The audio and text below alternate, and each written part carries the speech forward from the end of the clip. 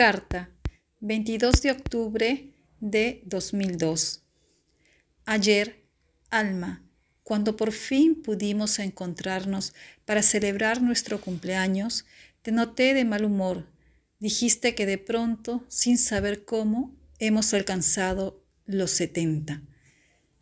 Temes que nos falle el cuerpo y eso que llamas la fealdad de la vejez, aunque eres más bella ahora que a los 23, no estamos viejos por haber cumplido 70.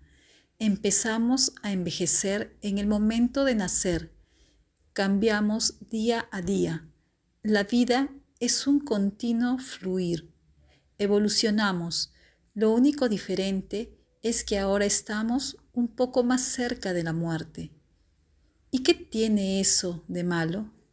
El amor y la amistad no envejecen. Ichi. Isabel Allende, el amante japonés.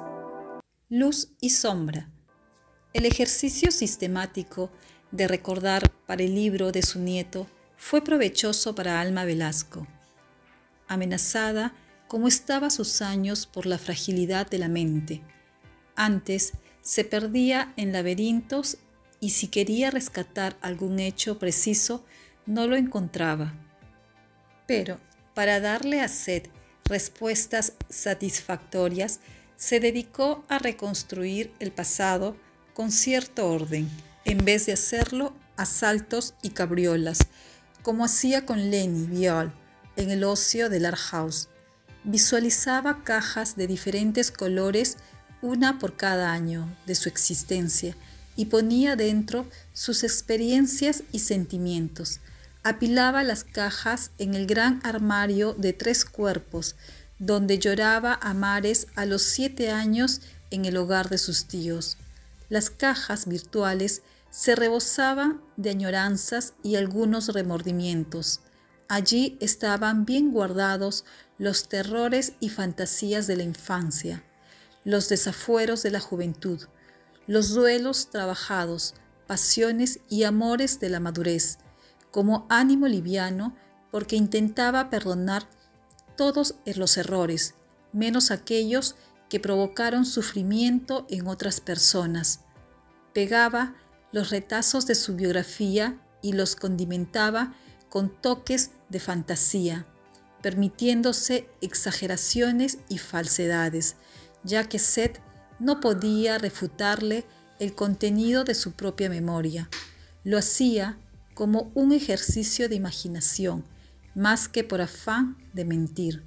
A Ichimei, sin embargo, se lo guardaba para ella, sin imaginar que a sus espaldas Irina y Seth estaban indagando en lo más precioso y secreto de su existencia.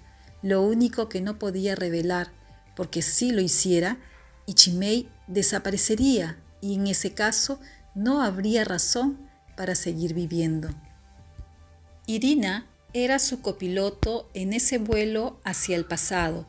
Las fotografías y otros documentos pasaban por sus manos. Era ella quien los clasificaba, ella quien iba haciendo los álbumes. Sus preguntas ayudaban a Alma a encaminarse cuando se distraía en callejones sin salida. Así se fue despejando y definiendo su vida. Irina se sumergió en la existencia de Alma, como si estuvieran juntas en una novela victoriana. La señora de Alcurnia y su dama de compañía, atrapadas en el tedio de eternas tazas de té en una casa de campo. Alma sostenía que todos poseen un jardín interior donde refugiarse, pero Irina no deseaba asomarse al suyo propio. Prefería reemplazarlo con el de Alma, más amable. Conocía a la niña melancólica llegada de Polonia, a la joven Alma de Boston, a la artista y esposa. Sabía de sus vestidos y sombreros preferidos, del primer taller de pintura, donde trabajaba sola experimentando con pinceles y colores antes de que se definiera su estilo, de sus antiguas maletas de viaje de cuero gastado y tapizadas de calcomanías que ya nadie usaba. Esas imágenes y experiencias eran nítidas, precisas, como si ella hubiera existido en esas épocas y hubiera estado con Alma en cada una de esas instancias. Le parecía maravilloso que bastara el poder evocador de las palabras o de una fotografía para hacerlas reales y ella pudiera apropiárselas. Alma Velasco había sido una mujer enérgica, activa, tan intolerante con sus debilidades como lo era con las ajenas, pero los años la estaban suavizando. Tenía más paciencia con el prójimo y consigo misma. Si nada me duele, es que amanecí muerta, decía al despertar, cuando debía estirar los músculos poco a poco para evitar los calambres. Su cuerpo no funcionaba como antes. Debía recurrir a estrategias para evitar escaleras o adivinar el sentido de una frase cuando no la escuchaba. Todo le costaba más esfuerzo y tiempo. Había cosas que simplemente no podía hacer, como conducir de noche, echar gasolina al coche, destapar una botella de agua, cargar con las bolsas del mercado. Para eso necesitaba a Irina. Su mente, en cambio, estaba clara. Recordaba el presente tan bien como el pasado, siempre que no cayera en la tentación del desorden. No le fallaban la atención ni el razonamiento. Todavía podía dibujar y tenía la misma intuición para el color. Iba al taller, pero pintaba poco porque se cansaba. Prefería delegar en Kirsten y los ayudantes. No mencionaba sus limitaciones, se enfrentaba a ellas sin aspavamientos, pero Irina las conocía, las repugnaba. La fascinación de los viejos con sus enfermedades y achaques, un tema que a nadie le interesaba, ni siquiera a los médicos. La creencia muy difundida que nadie se atreve a expresar en público es que los viejos estamos de más, ocupando espacio y recursos que les corresponde a la gente productiva, decía. No reconocía a muchas de las personas de las fotos, gente intrascendente de su pasado que se podía eliminar. En las otras, las que Irina pegaba en los álbumes, podía apreciar las etapas de su vida, el pasado de los años, cumpleaños, fiestas, vacaciones, graduaciones y bodas. Eran momentos felices. Nadie fotografiaba las penas. Ella figuraba poco, pero a comienzos del otoño, Irina pudo apreciar mejor a la mujer que Alma había sido a través de los retratos que le hizo Nathaniel. Formaban parte del patrimonio de la Fundación Velasco y fueron descubiertos por el mundillo artístico de San Francisco. Por ellos, un periódico llamó a Alma la mujer mejor fotografiada de la ciudad. En la Navidad del año anterior, una editorial italiana había publicado una selección de fotografías de Nathaniel Velasco en una edición de lujo. Meses más tarde, un agente americano avispado organizó una exposición en Nueva York y otra en la más prestigiosa galería de arte de la calle Geary, en San Francisco. Alma se negó a participar en esos proyectos y hablar con la prensa. Prefería ser vista como la modelo de entonces y no como la anciana del presente, dijo. Pero Irina le confesó que no era vanidad, sino prudencia. No le daban las fuerzas para revisar ese aspecto de su pasado. Temía aquello, invisible al ojo desnudo, que la cámara pudiera revelar. Sin embargo, la tosudez de Seth acabó por vencer su resistencia. Su nieto había visitado varias veces la galería y estaba impresionado. No iba a permitir que Alma se perdiera la exposición. le parecía un insulto a la memoria de Nathaniel Velasco. Hágalo por el abuelo, que se revolvería en la tumba si usted no va. Mañana pasaré a buscarla. Dígale a Irina que nos acompañe. Se llevarán una sorpresa. Tenía razón. Irina había hojeado el libro de la editorial italiana, pero nada la preparó para el impacto de aquellos enormes retratos. Seth las llevó en el pesado Mercedes-Benz de la familia, porque los tres no cabían en el auto de Alma ni en su moto. A una hora muerta de la media tarde, cuando pensaban encontrar la galería sin público, solo se toparon con un vagabundo echado en la vereda frente a la puerta y una pareja de turistas australianos, a quienes la encargada, una muñeca china de porcelana, procuraba venderles algo y apenas se fijó en los recién llegados. Nathaniel Velasco fotografió a su mujer entre 1977 y 1983 con una de las primeras cámaras Polaroid 20x24, capaz de captar detalles ínfimos con tajante precisión. Velasco no se contaba entre los célebres fotógrafos profesionales de su generación.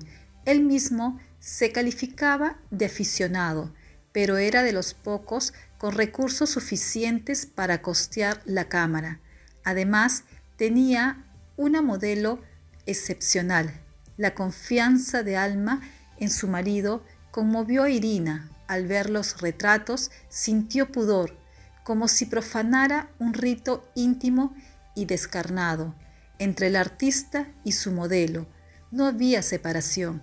Estaban consolidados en un nudo ciego, y de esas simbiosis nacían fotografías sensuales, pero carentes de carga sexual.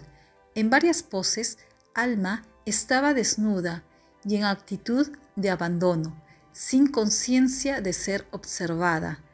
En la atmósfera etérea, fluida y traslúcida de algunas imágenes, la figura femenina se perdía en el sueño del hombre tras la cámara. En otras, más realistas, ella se enfrentaba a Nathaniel con la tranquilidad, curiosidad de una mujer sola frente al espejo, cómoda en su piel, sin reservas, con venas visibles en las piernas, una cicatriz de cesárea y el rostro marcado por medio siglo de existencia. Irina no habría podido expresar su propia turbación, pero comprendió la reticencia de Alma al no querer mostrarse en público a través del lente clínico de su marido, a quien parecía haberla unido un sentimiento mucho más complejo y perverso que el amor de esposos. Desde las blancas paredes de la galería, Alma se exponía agigantada y sometida. A Irina, esa mujer le inspiró cierto temor. Era una desconocida. Se le cerró la garganta y Seth, quien tal vez compartía su emoción, le tomó la mano. Por una vez, ella no la retiró. Los turistas se fueron sin comprar nada y la muñeca china se volcó hacia ellos con avidez. Se presentó como Mei Li y procedió a abrumarlos con un discurso preparado sobre la cámara Polaroid. La técnica y la intención de Nathaniel Velasco, las luces y sombras, la influencia de la pintura flamenca que Alma escuchó divertida, asintiendo en silencio. Mei Li no relacionó a esa mujer del pelo blanco con la modelo de los retratos. El lunes siguiente, al terminar su turno en l'Art House, Irina fue a buscar a Alma para llevarla al cine a ver Lincoln de nuevo. Lenny Viol se había ido unos días a Santa Bárbara e Irina recuperó temporalmente su posición de agregada cultural, como Alma la llamaba antes de que llegara Lenny al Art House y le usurpara ese privilegio. Días antes había dejado la película a la mitad, porque Alma le dio una punzada en el pecho tan dolorosa que se le escapó un grito y debieron salir de la sala. Rechazó de plano al encargado de la sala, que quería pedir ayuda, porque la perspectiva de una ambulancia y el hospital le pareció peor que morirse allí mismo. Irina la condujo al Art House. Desde hacía un tiempo, Alma le prestaba la llave de su ridículo automóvil para que condujera, porque Irina simplemente se negaba a arriesgar su vida como pasajera. La audacia de Alma con el tráfico había aumentado a medida que le fallaba la vista y le temblaban las manos. Por el camino se le fue pasando el dolor, pero llegó exangüe, con el rostro gris y las uñas azuladas.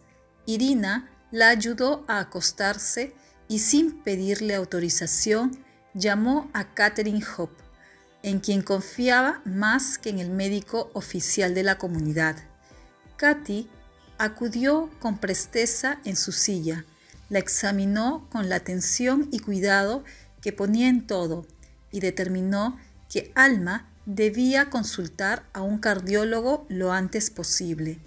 Esa noche, Irina improvisó una cama en el sofá del apartamento, que resultó más cómodo que el colchón en el suelo de su habitación de Berkeley, y se quedó con ella. Alma durmió tranquila con Neko, echado a sus pies, pero amaneció sin ánimo y por primera vez desde que Irina la conocía, decidió pasar el día en cama. «Mañana me vas a obligar a levantarme, Irina, ¿oíste? Nada de quedarme echada con una taza de té y un buen libro. No quiero terminar viviendo en pijama y pantuflas. Los viejos que se meten en la cama no se levantan más». Fiel a lo dicho, al día siguiente hizo el esfuerzo de comenzar el día como siempre. No volvió a referirse a la debilidad de esas 24 horas, y de pronto Irina, que tenía otras cosas en la mente, lo olvidó. Catherine Hope, en cambio, se propuso no dejar en paz a Alma hasta que viera a un especialista, pero ésta se las arregló para postergarlo. Vieron la película sin incidentes y salieron del cine prendadas de Lincoln, así como del actor que hacía el papel. Pero Alma estaba fatigada y decidieron volver al apartamento en vez de ir a un restaurante, como habían planeado. Al llegar, Alma anunció entre dos suspiros que tenía frío y se acostó, mientras Irina preparaba avena con leche a modo de cena, apoyada en sus almohadas con un chal de abuela en los hombros. Parecía tener 5 kilos menos y 10 años más que unas horas antes. Irina la creía invulnerable, por eso no se dio cuenta hasta esa noche de cómo había cambiado en los meses recientes. Había perdido peso y en su rostro estragado las ojeras violáceas le daban aspecto de mapache. Ya no andaba erguida ni pisaba fuerte, vacilaba al levantarse de una silla, se colgaba del brazo de Lenny en la calle, a veces se despertaba asustada sin razón o se sentía extraviada, como si estuviera en un país desconocido. Iba tan poco al taller que decidió despedir a los ayudantes y compraba historietas y caramelos a Kristen para consolarla en su ausencia. La seguridad emocional de Kristen dependía de sus rutinas y sus afectos. Mientras nada cambiara, estaba contenta. Vivía en una pieza encima del garaje de su hermano y su cuñada, mimada por 3 sobrinos que había ayudado a criar. Los días de trabajo tomaba siempre a mediodía el mismo bus, que la dejaba a 2 cuadras del taller. Abría con su llave, ventilaba, limpiaba, se sentaba en la silla de director de cine con su nombre que le habían regalado los sobrinos cuando cumplió 40 años. y se comía el sándwich de pollo o de atún que llevaba en su mochila. Después preparaba las telas, brochas y pinturas. Ponía a hervir agua para el té y esperaba con los ojos puestos en la puerta. Si Alma no pensaba ir, la llamaba al celular, conversaban un rato y le daba alguna tarea que la mantuviera ocupada hasta las 5, hora en que Kirsten cerraba el taller e iba a la parada del bus para volver a su casa. Un año antes, Alma calculaba que iba a vivir sin cambios hasta los 90, pero ya no estaba tan segura. Sospechaba que la muerte se le estaba acercando. Antes la sentía paseando por el barrio, después la escuchaba murmurando por los rincones en Lar House y ahora estaba asomándose en su apartamento. A los 70 pensaba en la muerte como algo abstracto que no lo concernía. A los 70 la consideraba un pariente lejano, fácil de olvidar, porque no se mencionaba, pero que inexorablemente llegaría de visita. Después de los 80, sin embargo, empezó a familiarizarse con ella y a comentarlo con Irina. La veía por aquí y por allá, bajo la forma de un árbol derribado en el parque, de una persona pelada por el cáncer, de su padre y su madre cruzando la calle. Podía reconocerlos porque estaba igual que en la fotografía de Dancing. A veces era su hermano Samuel, muerto por segunda vez apaciblemente en su cama. Su tío Isaac Velasco se le aparecía vigoroso como era antes de que le fallara el corazón, pero la tía Lilian llegaba a saludarla de vez en cuando en la duermevela del amanecer, tal como era hacia el final de su vida. Una viejecita vestida de color lila, ciega, sorda y feliz, porque creía que su marido la llevaba de la mano. Mira esa sombra en la pared, Irina. ¿No parece la silueta de un hombre? Debe de ser Nathaniel. No te preocupes, niña. No estoy demente. Sé que solo es mi imaginación. Le hablaba de Nathaniel, de su bondad, su talento para resolver problemas y abordar dificultades, de cómo fue y seguía siendo su ángel de la guarda. Es una manera de hablar, Irina. No existen los ángeles personales. Claro que existen. Si yo no tuviera un par de ángeles de la guarda, ya estaría muerta, o tal vez habría cometido un crimen y estaría presa. ¿Qué ocurrencias tienes, Irina? En la tradición judía, los ángeles son mensajeros de Dios, no son guardaespaldas de los humanos, pero yo cuento con mi guardaespaldas, Nathaniel. Me cuidó siempre, primero como un hermano mayor, después como un esposo perfecto. Nunca podré pagarle todo lo que hizo por mí. Estuvieron casados casi 30 años. Alma, tuvieron un hijo y nietos. Trabajaron juntos en la Fundación Velasco. Usted lo cuidó en su enfermedad y lo sostuvo hasta el final. Seguramente él pensaba lo mismo, que no podría pagarle a usted lo que hizo por él. Nathaniel merecía mucho más amor del que yo le di, Irina. Es decir, lo quiso más como un hermano que como un marido. Amigo, primo, hermano, marido, no sé la diferencia. Cuando nos casamos hubo habladurías porque éramos primos. Eso se consideraba incesto. Creo que todavía lo es. Supongo que nuestro amor siempre fue incestuoso.